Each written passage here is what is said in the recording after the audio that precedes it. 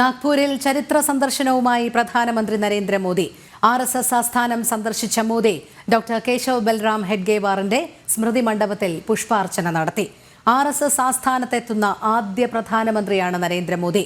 വർഷപ്രതിപദ ദിനത്തിൽ നാഗ്പൂരിലെത്താൻ കഴിഞ്ഞത് ഏറെ സവിശേഷകരമെന്ന് പ്രധാനമന്ത്രി പ്രതികരിച്ചു. ഡോക്ടർ BR അംബേദ്കർ ബുദ്ധമാർഗം സ്വീകരിച്ച നാഗ്പൂരിലെ ദീക്ഷാഭൂമിയിലും മോദി സന്ദർശനം നടത്തി. മാധവ് നേത്രാലയം ആശുപത്രിയുടെ പുതിയ കെട്ടിടത്തിന് പ്രധാനമന്ത്രി ശിലാസ്ഥാപനം നടത്തി.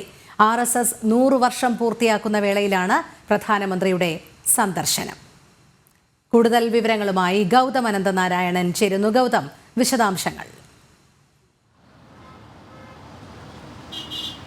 രോഹിണി, നാഗ്പൂരിലെ പ്രധാനമന്ത്രിയുടെ പൊതുപരിപാടികൾ ഇപ്പോൾ അവസാനിക്കുകയാണ്. അദ്ദേഹം വേദിയിൽ നിന്നും ഇറങ്ങി. ഇനിയും ഛത്തീസ്ഗഡിൽ അദ്ദേഹത്തിന് ബിലാസ്പൂർ ഉൾപ്പെടെയുള്ള സ്ഥലങ്ങളിൽ പൊതുപരിപാടികളുണ്ട്. അങ്ങനെ നാഗ്പൂരിൽ നിന്നും അല്പസമയത്തിനകം അദ്ദേഹം വിമാനത്താവളത്തിൽ നിന്നും ഛത്തീസ്ഗഡിലേക്ക് അദ്ദേഹം യാത്രയാകും.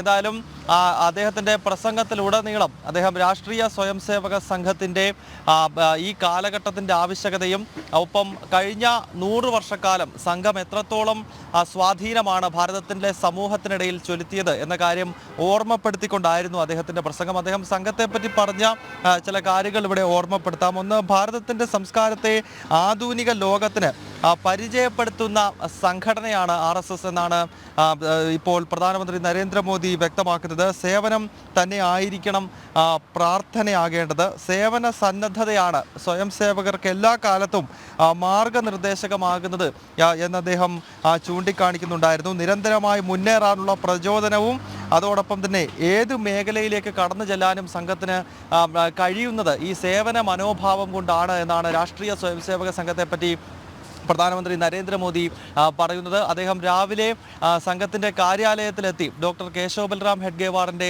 സ്മൃതി മന്ദിരത്തിൽ പുഷ്പാർച്ചന നടത്തിയിരുന്നു.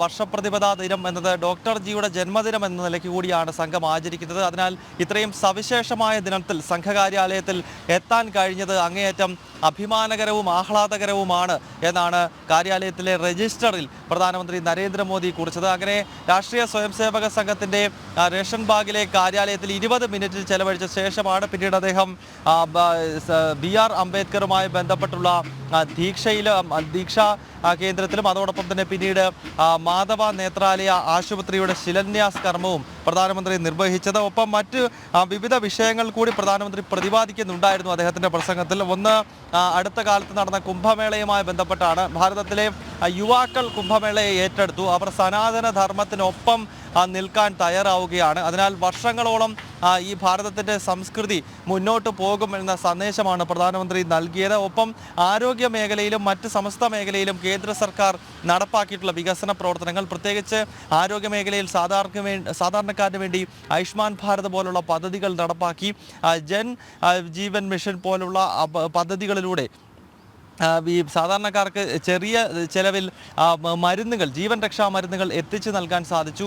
അതോടൊപ്പം ഈ സ്റ്റാർട്ടപ്പ് ഇന്ത്യ പോലെയുള്ള പദ്ധതികളും മേക്ക് ഇൻ ഇന്ത്യ പോലുള്ള പദ്ധതികളും രാജ്യത്തെ യുവാക്കൾ ഏറ്റെടുത്തു തുടങ്ങിയ കാര്യങ്ങൾ അദ്ദേഹം പറയുന്നുണ്ടായിരുന്നു. ഒപ്പം വസുദേവക കുടുംബം എന്ന ആശയമാണ് ഭാരതം മുന്നോട്ട് വയ്ക്കുന്നത്. ഇത് കോവിഡ് കാലത്ത് ലോകത്തിന് മുഴുവൻ മനസ്സിലാകുന്നതായിരുന്നു. കാരണം കോവിഡിൻ്റെ സമയത്ത് ആവശ്യ മരുന്നുകളും അതോടൊപ്പം തന്നെ മറ്റ് സഹായങ്ങളും ലോകത്തിലെ വിവിധ രാജ്യങ്ങൾക്ക് എത്തിക്കുവാൻ ഭാരതം തയ്യാറായിരുന്നു. ഭൂകമ്പം പോലെയുള്ള പ്രകൃതിക്ഷോഭങ്ങൾ പല രാജ്യങ്ങളെയും കീഴ്പ്പെടുത്തുമ്പോൾ അവിടേക്ക് നമ്മൾ വിമാനമാർഗത്തിലും അല്ലാതെയുമൊക്കെ സഹായങ്ങൾ എത്തിച്ചിട്ടുണ്ട്. അപ്പോൾ ലോകത്തെ മുഴുവൻ ഒരു കുടക്കീഴിൽ കാണാനും ഒരുമിച്ച് ചേർത്ത് നിർത്തുവാനും ഭാരതത്തിന് എല്ലാ കാലത്തും സാധിക്കും. വസുദേവക കുടുംബം എന്ന ആശയം ഇപ്പോഴത്തെ സർക്കാർ കൃത്യമായി നടപ്പാക്കുന്നു എന്ന സന്ദേശവും അദ്ദേഹം ഈ വേദിയിൽ നിന്നുകൊണ്ട് പ്രസംഗിക്കുന്ന ഘട്ടത്തിൽ സദസ്സിനെ ഓർമ്മപ്പെടുത്തി. എന്തായാലും രാഷ്ട്രീയ സ്വയംസേവക സംഘത്തിൻ്റെ സർസംഘചാലക് ഡോക്ടർ മോഹൻ ഭാഗവതും പ്രധാനമന്ത്രിയും ഒരേ വേദിയിൽ ഉണ്ടായിരുന്നു. രാവിലെ സംഘകാര്യാലയത്തിൽ എത്തുമ്പോഴും പ്രധാനമന്ത്രിക്കൊപ്പം സർസംഘചാലക് ഡോക്ടർ മോഹൻ ഭാഗവതും അതോടൊപ്പം